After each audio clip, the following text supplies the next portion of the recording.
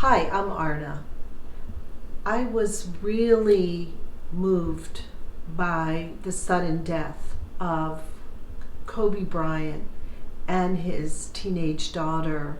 What it brought up for me is I also lost my father very tragically as a teenage girl at age 13, where I said goodbye to him in the morning and never got to see him again. And it's really a very difficult thing for anybody of any age to process, losing a loved one. And clients often ask, how long does grief last? Grief is a process. Grief takes what it takes.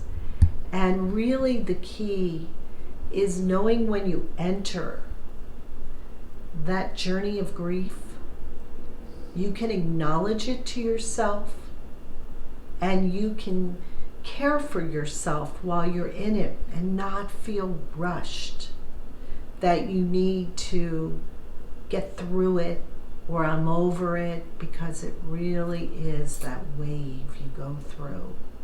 Some days you feel, I'm okay, I'm getting over it. Then you go through the anger, you go through all the stages. And Dr. Kubler-Ross talks about all the stages. There's a big bargaining stage in grief where we try to think, what if we would have done this? What if we would have said that? What would have happened? We try to make peace, because here's the thing. It's all about peace. Peace for ourselves and also peace for our loved ones that have departed us, especially when it's sudden and tragic. And that's what the Kobe Bryant accident really brought up for me, is that there's no time to prepare. And there really is a preciousness of breath. Behind me, I've chosen a painting that I did, and it's a bird flying. It's a dove, which actually represents peace. But there's these beautiful multicolors as it's soaring in the sky. And this is why I chose this, because we often think that death is such a final state. But from my studies and my work with past life work, death is a certain state, but it's not a final state. That the soul can soar after death.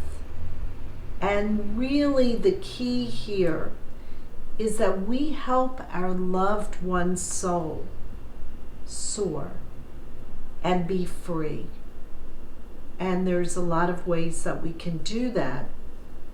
In this painting, there's a lot of beautiful color, as I call it, my bird of peace is really transcending here. And I believe that when we're out of our physical body, we have an eternal soul. And this soul is full of love and has the opportunity, when it has transformed and released the physical body, it can then find incredible love and peace in this other state. Often in the past life work, it's depicted as the soul is lifted out of the body, experiencing beautiful colors and beautiful light. So because death is a two-layer process, one for the person who's grieving and the other for the soul, because when there is an accident or a sudden death, like in the case of my father from a massive heart attack, I'm sure he didn't know what happened. And if he was able to see his body separated below, which is how people report in past life, that the soul can see the body. He had to make peace that he didn't get to say his goodbyes to his family, just like Kobe Bryant didn't get to say his goodbyes. So it's all about the peace for the loved ones that are here, and the peace for our departed relatives that are on the other side. And to have us support their journey, and to pray for the peace, and to pray that their soul has found the peace. I lost a very precious friend this summer to an untimely passing. And I know one thing I was doing, and I realized it, is I was trying to hold on, and I know I have to let that person go. And often we hold on because we may have some unfinished business or some things that we didn't get to say.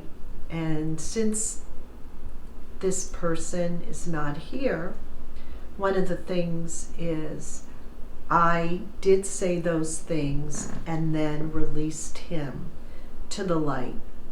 So the process of grief, it is a journey.